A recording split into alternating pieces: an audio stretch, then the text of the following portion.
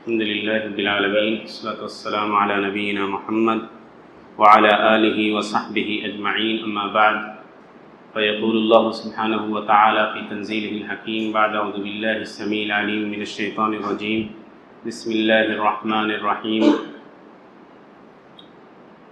ومن يطع الله والرسول فأولئك الذين أنعم الله عليهم من النبيين والصديقين والشهداء والصالحين وحسن أولئك رفيقا۔ پچھلے درسوں میں نماز کی شرائط کی باتیں آئی تھی کہ نماز سے پہلے کچھ چیزیں ایسی ہیں جو بے حد ضروری ہیں، اور آج سے مسائل نماز کا بیان شروع ہوگا۔ اور قبل اس کے کہ ہم اس موضوع پہ داخل ہوں، دیکھیے گا امت میں بڑا انتشار ہے، بہت اختلاف ہے۔ افریقہ میں جائیے گا تو طریقہ نماز الگ پائیے گا، عراق میں کچھ مسائل الگ پائیے گا، تو بہت سارے اختلافات ہیں۔ تو کبھی کبھی انسانی ذہن یہ سوچنے پہ مجبور ہوتا ہے کہ قرآن کریم ایک ہے، نبی صلی اللہ علیہ وسلم کی احادیث بھی ہیں جو ہر مسئلے کی وضاحت ہے، تو اس کے بعد یہ اختلاف کیوں واقع ہوا؟ یہ ایک بڑا سوال ہے، اور بہت عرصے تک کہہ دیجئے امت ان جھگڑوں میں الجھی رہی، ایک زمانے تک۔ اور ضروری ہے کہ اختلاف کو دور کیا جائے۔ اختلاف کو دور کرنے کا طریقہ شریعت نے بتایا ہے، کیسے اختلافات دور کیے جاتے ہیں۔ پہلی بات یاد رکھیے کہ ہمارے اسلاف میں نبی صلی اللہ علیہ وسلم سے صحابہ اکرام نے علم حاصل کیا، اور صحابہ اکرام نبی صلی اللہ علیہ وسلم کے حکم کی بے حد تعمیل کرنے والے تھے۔ اگر اللہ کے نبی نے کوئی کام کیا ہو تو ان کی پوری کوشش ہوتی تھی کہ وہ کام خود بھی کریں۔ کوئی حکم دیتے تو فوراً اس کو کرنے پر آمادہ رہتے، یعنی تعظیم کہہ دیجیے اللہ کے نبی کی ایسی تھی کہ عروہ بن مسعود الثقفی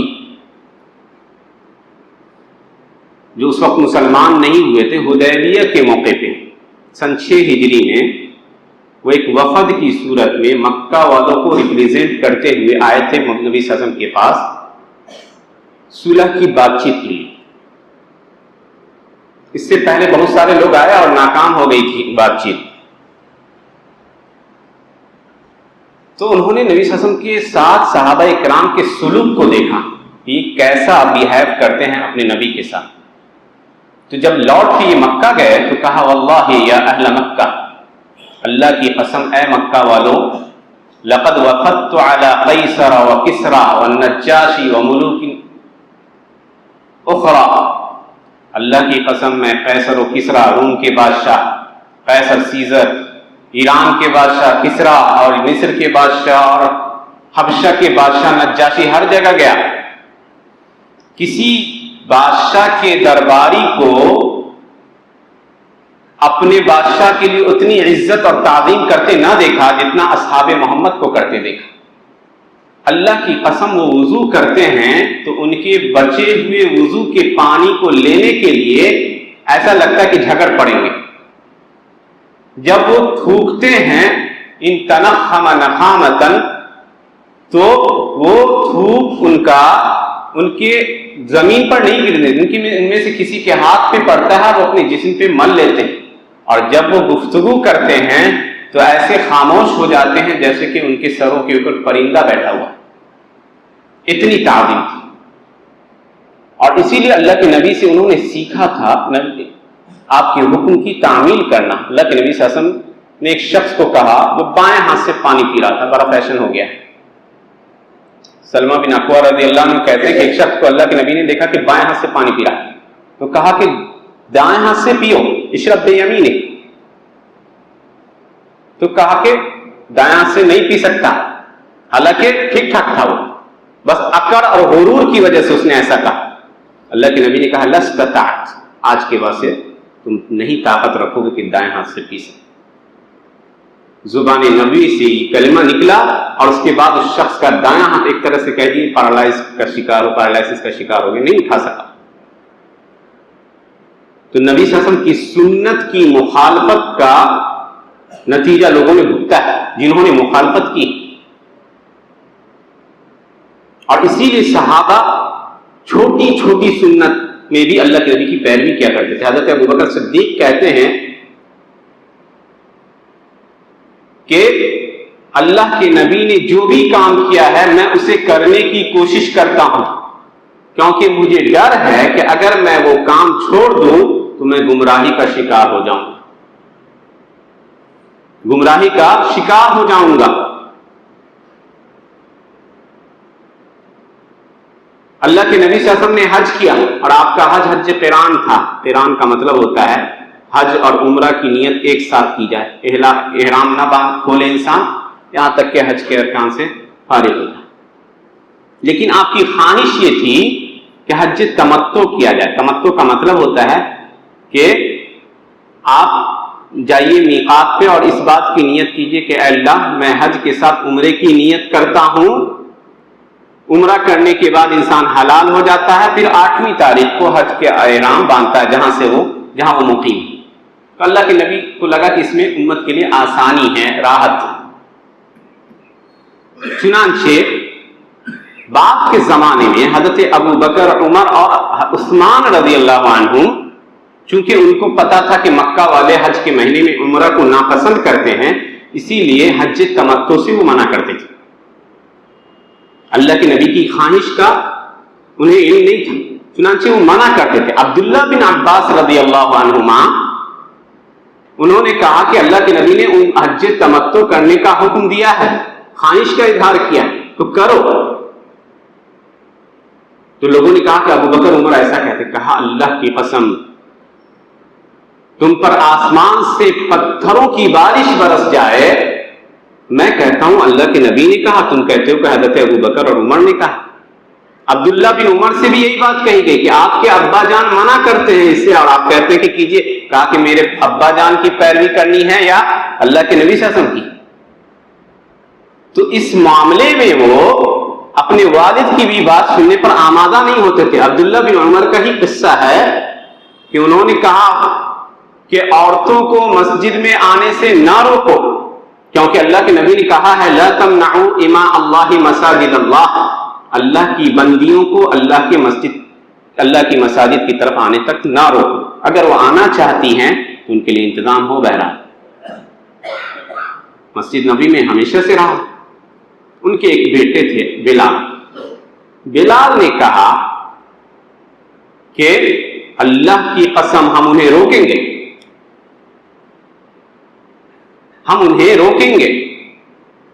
کہا جاتا ہے، بلکہ راوی کا بیان ہے کہ عبداللہ بن عمر نے اتنی سخت بات اپنے اس بیٹے سے کہی، پوری زندگی اس سے بات نہ کی۔ کہا میں کہتا ہوں اللہ کے نبی نے کہا، تم کہتے ہو روکیں گے؟ تو رشتے ناطے ساری چیزیں پیارے نبی صلی اللہ علیہ وسلم کی بات سامنے آتی تو سائڈ ہو جایا کرتی۔ یہ نبی صلی اللہ علیہ وسلم سے محبت اور تعظیم تھی صحابہ کرام کہ ان کی ایک حدیث کی جانکاری کے لیے وہ ایک مہینے کا سفر کرتے تھے۔ بنو مراد سے ایک صحابی آتے ہیں، صفوان ابن عسال المرادی، کہتے ہیں اللہ کے نبی میں آپ کے پاس علم سیکھنے کے لیے آیا ہوں۔ تو اللہ کے نبی نے کہا مرحبا بطالب العلم، طالب علم کے لیے خوش آمدید۔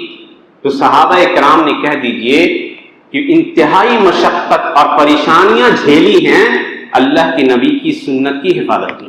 اللہ سبحانہ تعالیٰ نے قرآن کی حفاظت کی جس طرح ذمہ داری لی تھی، اسی طرح اللہ کے نبی کی سنت کی بھی حفاظت کی۔ چنانچہ انہوں نے اللہ کے نبی سے حدیثیں لی۔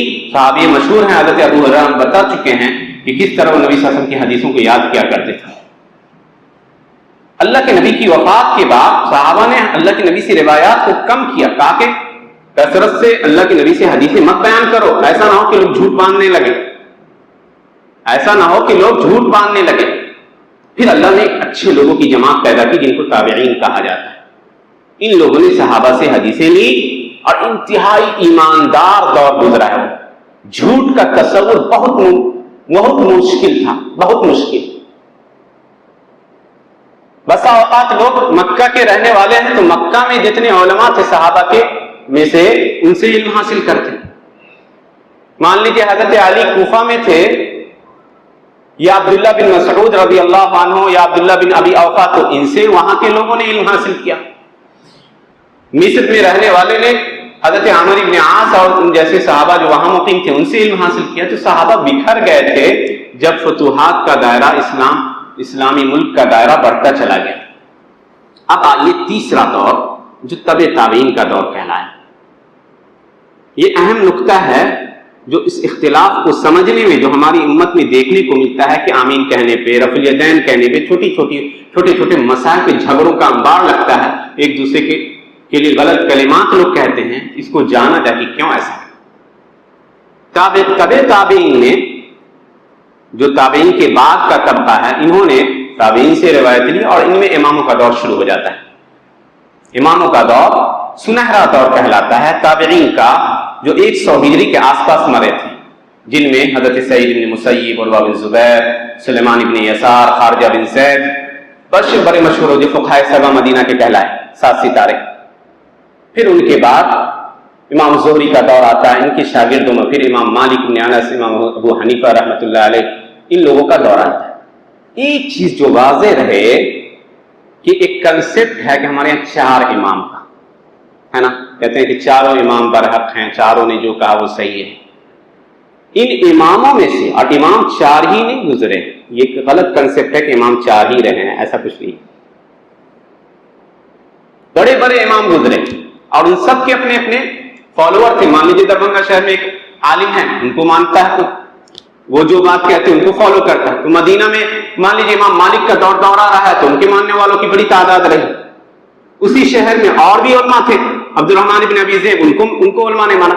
تو ایک زمانے میں 50 عالم تھے ہوں گے جن کے فالوورز کی بڑی تعداد تھی. ان سب کے بیچ ایک کامن چیز یہ ہے جس کو جانا جائے کہ ان میں سے کسی نے یہ نہ کہا کہ اللہ کے نبی کی بات کو چھوڑ کر میری بات کو مانو، کسی نے نہیں ثابت کر دی. امام مالک بن انس کہتے ہیں جو مدینے کے امام تھے اور جن کے بارے میں حدیث میں پیشن گوئی ہے، ترمذی کی ایک روایت آتی ہے، اللہ کے نبی صلی اللہ علیہ وسلم فرمایا کہ قریب ہے یوشک ان یضرب الناس اکباد الابل فلا یجدون احدا اعلم من عالم المدینہ. یہ قریب ہے کہ لوگ علم حاصل کرنے کے لیے اونٹوں سے دور دراز علاقوں سے آئیں گے، اونٹوں پر چڑھ کے، تو مدینہ کے عالم سے بڑھ کر کسی کو نہ پائیں گے. علماء نے لکھا ہے اس حدیث کے مصداق امام مالک. اس درجہ سنت سے محبت تھی اس شخص کو کہ کہہ نہیں سکتے. مدینے میں پوری زندگی کھلے پاؤں چلتے تھے، کہتے تھے کہ اللہ کے نبی کے پاؤں مبارک اس زمین پہ چلے، ہم یہاں جوتا پہن کے چلے. سوار نہیں ہوتے تھے، اتنا سمجھ لیجیے. اور جب حدیث بیان کرتے تو خوشبو لگا کے، نہا کے، غسل کر کے، اور انتہائی تعظیم اور ہیبت بڑی مجلس ہوا کرتی تھی ان کی. کہتے ہیں کہ کل احد منا یؤخذ من قوله ویترک الا صاحب هذا القبر. پیارے نبی صلی اللہ علیہ وسلم کے قبر کے سامنے آپ کا درس ہوا کرتا تھا. کہا کہ ہر شخص کی بات لی بھی جا سکتی ہے، چھوڑی بھی جا سکتی ہے سوائے پیارے نبی صلی اللہ علیہ وسلم کے. ان کی بات کو رد نہیں کیا جا سکتا، ان کی بات کو ٹھکرایا نہیں جا سکتا. امام شافعی نے کہا اذا صح الحدیث فهو مذہبی، جب حدیث صحیح ہو تو وہی میرا مذہب. امام ابو حنیفہ رحمہ اللہ سے پوچھا گیا کہ امام صاحب بتائیے کہ آپ کی بات اور اللہ کے یعنی قرآن کریم میں ٹکراؤ ہو جائے تو ہم کس کو لیں؟ کہا کہ میری بات کو چھوڑ دو اللہ کے کلام کے لیے. کہا آپ کی بات پیارے نبی صلی اللہ علیہ وسلم کی بات سے ٹکراتی ہے تو؟ کہا کہ میری بات کو چھوڑ دو، اترکوا قولی لقول رسول اللہ، اللہ کی نبی کی بات کے سامنے میری بات کو چھوڑ دو. اور کہا آپ کی بات صحابہ کی بات سے ٹکراتی ہو، کہا کہ میری بات کو صحابہ کی بات کے لیے چھوڑ دو. اب اس کے بعد جو تابعین کا دور ہے تو ہم بھی انسان ہیں، وہ بھی انسان ہیں، لے بھی سکتے ہو، ان کی بات بھی لے سکتے ہو، میری بات بھی لے سکتے. ایک دم کلیئر شیرانی نے المیزان کے اندر لکھا. امام احمد بن حنبل نے واضح کیا کہ نہ میری پیروی کرو اور نہ مالک کی، نہ ابو حنیفہ کی، نہ شافعی کی، وہیں سے لو جہاں سے ان تمام لوگوں نے لیا. گویا یہ تمام ائمہ کا مقصد تھا کتاب و سنت کی خدمت کرنا. فہم میں اختلاف ہو سکتا ہے، کئی گئے اختلاف پھر ہوا کیسے؟ تو ہوا اس طور سے کہ مان لیجیے ایک صحابی ایک علاقے میں، کوفہ شہر ہے عراق کا جو ابھی نجف کہلاتا ہے، وہاں حضرت علی رہے، ابن مسعود رہے اور عبداللہ بن ابی اوفا وغیرہ رہے. کوئی ایسا مسئلہ آیا جس مسئلے کی دلیل ان ائمہ میں سے، ان صحابہ میں سے کسی کے پاس نہیں تھی، تو علماء نے اپنی رائے سے ایک بات کہی، ٹھیک ہے، اور وہ بات ان کے شاگردوں نے لکھ لی، وہ بات ان کے شاگردوں نے لکھ لی، وہ محفوظ ہو گئی ان کے حوالے سے. اور عموماً شاگردوں میں عصبیت پایا جاتا ہے، شاگردوں میں عصبیت پائی جاتی ہے کہ لوگ جو ہے اپنے استاذ کے لیے بہت یہ ہوتے ہیں کہ وہ غلط ہو ہی نہیں سکتے. یا حدیث ان کے پاس آئی ہے لیکن وہ سمجھتے ہیں کہ یہ حدیث ضعیف ہے، اور حدیث میں ضعیف حدیث کیسے ہوتی ہے اس سے پہلے بھی بات آئی ہے کہ کبھی جو نیریٹر ہوتا ہے، جس کو چین آف نیریٹر کہا جاتا ہے، روایت کرنے والوں کا ایک سلسلہ، مثلا اللہ کے نبی صلی اللہ علیہ وسلم سے حضرت ابو بکر نے ایک حدیث سنی، حضرت ابو بکر سے وہ حدیث عروہ بن زبیر نے سنی، عروہ سے وہ حدیث زہری نے سنی، اور پھر ان سے امام مالک نے اس حدیث کو کوٹ کر لیا. تو جتنے لوگ ہیں دیکھا جائے گا کہ یہ لوگ کیسے رہے، اور سب کے احوال اور قوائف کو علماء نے لکھ رکھا تھا کہ یہ لوگ کیسے ہیں. جتنے نیریٹرز گزرے ہیں سب کی زندگی کا خاکہ محفوظ ہے آج تک. تو ہو سکتا ہے کہ اس عالم کو وہ حدیث ملی ہو، وہ حدیث سمجھ رہے ہو کہ ضعیف، یا اس حدیث کا انہوں نے وہ مطلب نہیں سمجھا تو دوسرے عالم نے سمجھا. اختلاف ایسی پیدا ہوتا ہے. اسی لیے شیخ الاسلام ابن تیمیہ اللہ ان کو رحمتوں سے نوازے، انہوں نے ایک کتاب لکھی، کہا رفع الملام عن ائمۃ الاعلام، بڑے بڑے ائمہ کے سے ملامت کو دور کیجیے. ان میں سے ہر عالم اس بات پہ زور دیتے رہے پوری زندگی کہ ہماری بات کے سامنے نبی صلی اللہ علیہ وسلم کی بات ٹکرائے تو اللہ کے نبی کی بات کو لے لیا، ہماری بات کو ترک کر دیا. بعد کے زمانے میں جیسے میں نے کہا کہ ان کے شاگردوں نے، اما لیجیے امام حنیفہ رحمۃ اللہ علیہ، ان کے شاگردوں میں ابو یوسف رحمۃ اللہ بہت مشہور گزرے. ہارون رشید جب خلیفہ بنے تو انہوں نے ان کو قاضی القضات بنایا، چیف جسٹس. تو ان کے زمانے میں جو فیصلہ ہوتا تھا وہ اپنے استاد کی رائے کے مطابق فیصلہ کرتے تھے. وہ لوگ جو مکہ میں رہتے تھے امام شافعی کو فالو کرتے تھے، وہ کہتے تھے کہ ہمارے یہاں کے امام سے ان کی بات ٹکرا رہی ہے. تو دھیرے دھیرے اختلافات ایسی آگے بڑھتے گئے اور عصبیت اور لوگوں کے اندر کہہ دیجیے نفرت کے جذبات بڑھتے گئے اور یہ چیزیں مستقل حیثیت اختیار کر لی. حدیثوں پر عمل کرنے والے رہے ہمیشہ، ایسا نہیں ہے کہ حدیث پر عمل کرنے والے نہیں رہے، ہمیشہ ایک طبقہ رہا لیکن وہ کم رہا، وہ بظاہر دکھتا نہیں تھا. تو یہ تمہید تھی اس بات کی کہ ہو سکتا ہے بہت سے مسائل ہم ذکر کریں گے تو آپ کو لگے گا کہ یہ طریقہ تو ہمارے یہاں نہیں، ایسا کچھ نہیں. وہی مسئلہ ذکر کیجئے جو کتاب و سنت سے صحیح سند سے ثابت ہے. چنانچہ کچھ باتیں اب نماز کے مسائل کے شروع. جب بھی انسان جب ہم شروط الصلاۃ میں بیان گزرا کہ 9 شرطیں، یہ 9 چیزیں ایسی ہیں جو اسینشیل ہے، ضروری ہے نماز سے پہلے وہ کرنا ہے. اب جب جا کے آپ وضو کر چکے ہیں، وضو کے مسائل کو سیکھ چکے ہیں، غسل کے مسائل کو سیکھ چکے ہیں، تو اب آئیے نماز کی شروعات کرتے ہیں. تو نماز کی شروعات اللہ اکبر کے ذریعے ہونی چاہیے. اللہ سب سے بڑا ہے، اس کا یہ مطلب ہے. اس کے علاوہ کوئی اور لفظ نہیں استعمال کیا جا سکتا. کوئی یہ نہیں کہہ سکتا اللہ عظیم ہے، اللہ گریٹ ہے، اللہ رحیم ہے، اللہ رحیم، اللہ عظیم، اللہ اعظم. اس طرح کے کلمات نہیں کہہ سکتے کیونکہ اللہ کے نبی نے ہمیشہ اللہ اکبر ہی کہا. اس کو تکبیرۃ الاحرام کہا جاتا ہے. نماز میں آئے آپ اور آپ نے اگر اللہ اکبر نہیں کیا، ایسے ہی ہاتھ باندھ کے کھڑے رہے، پوری نماز آپ نے پڑھ لی، نماز آپ کی نہیں ہوگی، کیونکہ تکبیرۃ الاحرام رکن ہوتا ہے، اور جب رکن چھوٹ جائے تو نماز نہیں ہوتی. شروع کرتے وقت ہاتھوں کو اٹھایا جاتا ہے جس کو رفع الیدین کہا جاتا ہے، اور یہ 4 جگہ ثابت ہے، 4 جگہ اللہ کے نبی سے ثابت ہے. صحیح بخاری کی مشہور حدیث ہے حضرت عبداللہ بن عمر رضی اللہ عنہما کی، کہا کہ جب وہ نماز کی شروعات کرتے تو اپنے ہاتھوں کو اٹھاتے، رکوع میں جاتے تو ہاتھوں کو اٹھاتے، رکوع سے اٹھتے تو ہاتھوں کو اٹھاتے، اور 2 تشہد سے اٹھتے تو ہاتھ کو اٹھاتے. یہ 4 جگہیں ثابت ہیں. شیعوں کے یہاں دیکھیے گا کہ وہ سجدہ سے اٹھتے تو ہاتھوں کو جھاڑتے ہیں اور سلام سے اٹھتے، یہ ثابت نہیں، حدیث ضعیف ہے، یہ ثابت نہیں. ہاتھ کو کہاں تک اٹھانا ہے؟ تو بعض حدیثوں کے الفاظ ہیں کان کی لو تک، اور بعض میں ہے کہ موڑے سے برابر تک. امام شافعی بڑی اچھی بات کہی، کہا کہ اس دونوں حدیثیں صحیح ہیں، تو یہ کیجئے یا یہ کیجئے، دونوں صحیح ہے. انہوں نے کہا کہ بیچ کا طریقہ یہ ہے کہ ایسا رہے کہ دونوں کے بیچ میں رہے آپ کے ہاتھ, کھلے ہونے چاہیے, قبض نہیں ہونے چاہیے, ایک دم انگلیاں کھلی ہونی چاہیے. ٹھیک, اللہ اکبر آپ نے کہہ دیا. اب اس کے بعد دعا ہے. دعا کیا ہے؟ آپ پڑھتے ہیں سبحانک اللہم رب وبحمدک وتبارک اسمک وتعالی جدک ولا الہ غیرک. ایک یہ دعا پڑھتے ہیں, یہ بھی ثابت ہے. ابو داؤد کے اندر نبی صلی اللہ علیہ وسلم نے کی نماز کا بیان آتا ہے. حذیفہ بن یمان کہتے ہیں کہ اللہ کے نبی جب نماز کی شروعات کرتے تو یہ کلمات کہتے تھے, سبحانک اللہم. مطلب کیا ہے؟ مطلب یہ کہ اے اللہ ہم تیری تعظیم اور عظمت بیان کرتے, تجھے ہر عیب اور نقص سے پاک قرار دیتے. ہم اس نماز کی شروعات کرنے جا رہے ہیں, انسان ہیں, غلطیاں ہو سکتی, نماز کا جو حق ہے وہ ادا نہیں ہو سکتا ہم سے, تو اشارہ ہے کہ معاف کر دیجیے. یہ سوال کا انداز ہوتا ہے کہ کسی کی تعریف کر دیجیے, مانگیے نہیں, ڈائریکٹ نہیں مانگتا. انسان کسی بڑے شخص کی تعریف کرتا ہے, فیاض ہے, سخی ہے, تو کہتے ہیں آپ تو سمندر ہیں, دریا دل ہیں.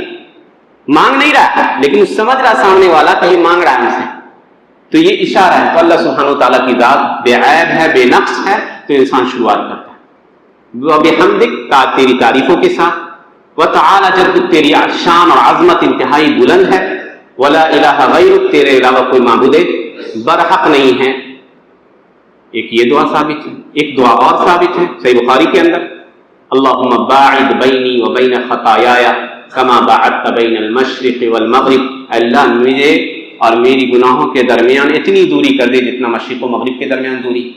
اللہم نقنی من الخطایا, اللہ مجھے گناہوں سے پاک کر دے, جیسے کہ صاف کپڑے گناہوں سے میل کچیل سے صاف کیے جاتے ہیں. اللہم نقنی من الخطایا من الماء والبرد والثلج, اللہ میرے گناہوں کو پانی سے, برف سے اور ٹھنڈک سے جو ہے صاف اور شفاف کر دے. یہ بھی ثابت ہے اللہ کے نبی صلی اللہ علیہ وسلم. تو یہ دو دعائیں کبھی یہ پڑھیے اور کبھی یہ پڑھیے, کیونکہ دونوں سنت, اور کسی بھی مسئلے میں ایک سے زیادہ سنت ہو تو ہم ہر سب پر عمل کرنے کی کوشش کی جانی چاہیے.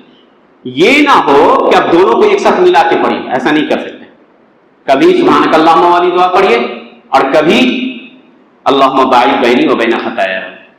کچھ اور دعائیں آئی ہیں, انی وجہت وجہی للذی فطر السماوات والارض حنیفا وما انا من المشرکین.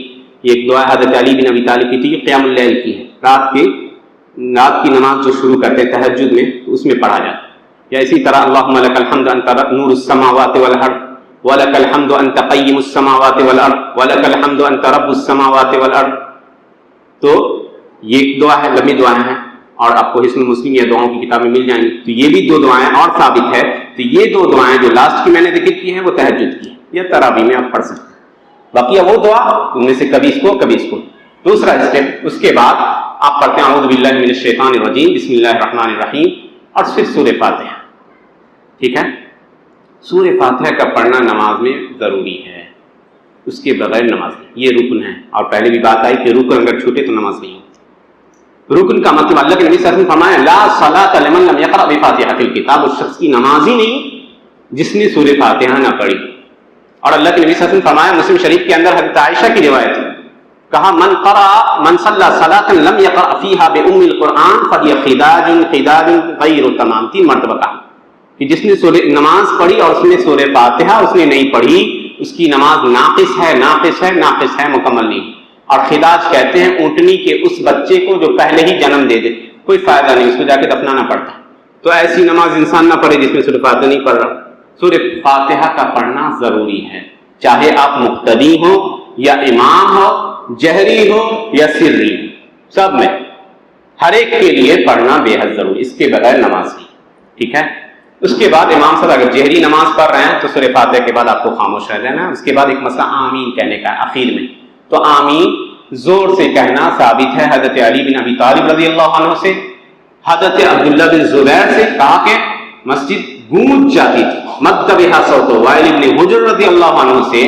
تو اور نبی صلی اللہ علیہ وسلم نے ایک حدیث ہے مسلم شریف کے اندر کہ یہود سب سے زیادہ جس چیز سے حسد کرتے ہیں تم سے وہ سلام ہے اور آمین کہنا ہے. السلام علیکم اور آمین, یہ وہ کلمات ہے جس سے یہود سب سے زیادہ حسد کرتے ہیں. آمین کا مطلب کیا ہوتا ہے؟ آمین کا مطلب ہے اللہم استجب, اے اللہ قبول کر لے. سورہ فاتحہ پوری کی پوری دعا ہے, سورہ فاتحہ پوری کی پوری دعا ہے. الحمدللہ رب العالمین سے آپ پڑھیے گا اہدنا الصراط المستقیم, پہلے پھر اللہ کی شروع میں تعریف ہے اور اہدنا الصراط المستقیم یہ سب سے اہم دعا ہے کہ ثابت رکھیے.